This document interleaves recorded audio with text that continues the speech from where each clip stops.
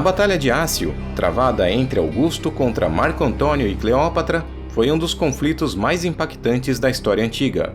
Foi um momento em que as ambições, desejos e destinos de três dos mais poderosos líderes da época se cruzaram em uma luta épica que mudou o curso da história. Augusto, um jovem muito inteligente, tinha um sonho, o de unificar o mundo mediterrâneo sob o seu domínio. Marco Antônio, um general brilhante e apaixonado, buscava expandir seu próprio império, com a ajuda de sua amante e aliada, Cleópatra, a sedutora rainha do Egito. Nestes 13 anos, entre a morte de Júlio César e a Batalha de Ácio, Roma se encontrava fragilizada no segundo triunvirato devido a um conflito de interesses. Esse triunvirato, por sua vez, foi constituído por Otaviano, o filho adotivo e herdeiro de Júlio César, Lépido, um proeminente político, e Marco Antônio, um grande general, ambos aliados de César enquanto ele estava vivo. Tirando Lépido, que era uma pessoa sem grande ambição política, Otaviano e Marco Antônio se odiavam e conspiraram um contra o outro desde a formação do triunvirato, e rapidamente as coisas ficaram fora de controle. Lépido era responsável por comandar as províncias africanas do Império, mas seus poderes foram limitados por Marco Antônio e Otaviano. Ele acabou sendo removido do cargo em 36 a.C. por trair e se aliar a Sexto Pompeu, um outro líder romano que também estava em conflito com o jovem herdeiro de César. Depois de ser deposto, Lépido se retirou da vida pública e viveu em paz por vários anos. Mais tarde, em 33 a.C., ele tentou recuperar a sua posição política e militar, porém foi derrotado por Otaviano em uma batalha na Sicília. Posteriormente, ele foi perdoado e exilado. A aliança começou a se desgastar, e Marco Antônio se envolveu em um relacionamento com Cleópatra, a rainha do Egito, e começou também a negligenciar seus deveres em Roma. Para piorar a situação, ele se divorciou de Otávia, a irmã de Otaviano, o que foi amplamente criticado em Roma. A partir daí foi um caminho sem volta. Os triunviros romperam contato entre si e passaram a seguir uma política cada vez mais agressiva. Como um desafio ao prestígio de Otaviano, Marco Antônio tentou fazer com que Cesário, filho de Cleópatra com Júlio César, fosse aceito como um verdadeiro herdeiro de César, elevando o menino ao poder com até então 13 anos de idade e dando-lhe o título de Rei dos Reis. Esse ato era visto como uma ameaça às tradições republicanas romanas. Depois disso, Otaviano iniciou uma guerra de propaganda, denunciando Marco Antônio como inimigo de Roma e afirmando que ele pretendia estabelecer uma monarquia sobre o Império Romano em nome de Cesário, contornando assim o Senado, além de querer mudar a capital imperial para Alexandria. No final do ano de 32 a.C., o Senado privou oficialmente Marco Antônio de seu poder consular e declarou guerra ao regime de Cleópatra. Marco Antônio tentou tomar a iniciativa com as próprias mãos, querendo invadir a Itália, mas a grande frota de Agripa no mar Mediterrâneo o forçou a abandonar o plano. Ele acabou se retirando para passar o inverno na cidade grega de Patras. Otaviano, por sua vez, não perdeu tempo e tomou a iniciativa de uma solução pacífica para o conflito e organizou uma reunião, em que Marco Antônio, sem pensar duas vezes, rejeitou com desdém. Já não havia mais como resolver a situação a não ser pelo caminho da guerra. Otaviano contava com 400 galeras, 3.000 arqueiros e cerca de 16.000 soldados.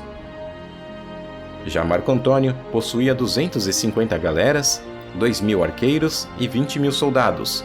Na manhã do dia 2 de setembro de 31 a.C., os dois exércitos se alinharam para a maior batalha naval da antiguidade. A frota de Otaviano estava posicionada a oeste, bloqueando a rota de fuga. O jovem general assumiu o comando da ala direita, enquanto a ala esquerda ficou entregue ao general Marcos Agripa. Lúcio Arrúncio ficou responsável pelo centro. Do outro lado, Marco Antônio e Lúcio Publícola ficaram com sua ala direita, confiando o centro a Marcos Otávios e Marcos Esteios, e o flanco esquerdo ficou sob responsabilidade do general Caio Sósio. Atrás da linha de frente estava a frota de Cleópatra, que continham todas as riquezas da rainha. Nenhum dos lados estavam ansiosos para atacarem, e apenas observavam um ao outro. Otaviano foi paciente, e apenas dividiu seus esquadrões em duas partes para ter linhas mais profundas. Ao que parece, Marco Antônio entendeu isso como um sinal de ataque, e ao meio-dia finalmente enfrentou o inimigo.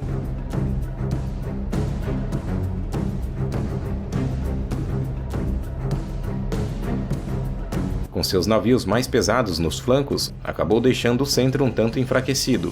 Ele esperava pressionar o inimigo com os navios em sua ala esquerda, para empurrá-los para a costa e não permitir que eles usassem a sua superioridade numérica.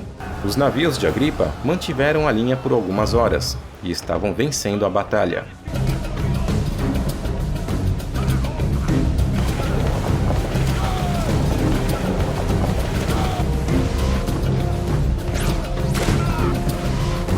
Até então, o esquadrão de Cleópatra, que não havia se engajado na batalha, navegou para frente e colidiu com o centro inimigo. Mas assim que o centro inimigo foi quebrado, o esquadrão da rainha partiu para o mar aberto a toda vela, fugindo assim para o Egito.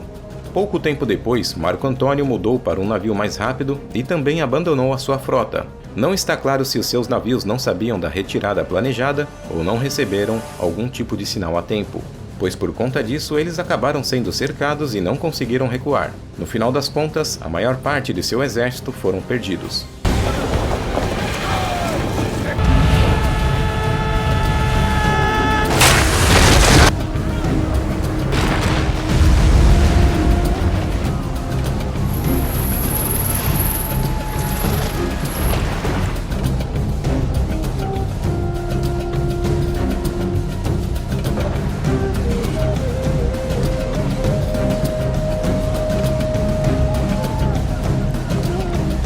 Logo depois, as legiões de Marco Antônio pararam de resistir e desertaram.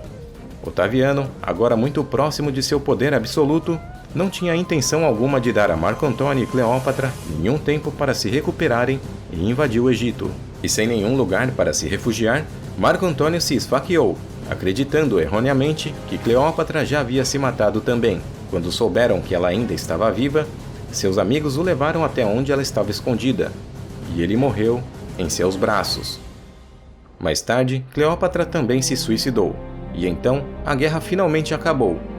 Otaviano foi o grande vencedor, marcando o fim da República e o começo de uma nova era, a Era dos Imperadores. E no ano de 27 a.C., Otaviano era reconhecido como Augusto, o primeiro imperador de Roma.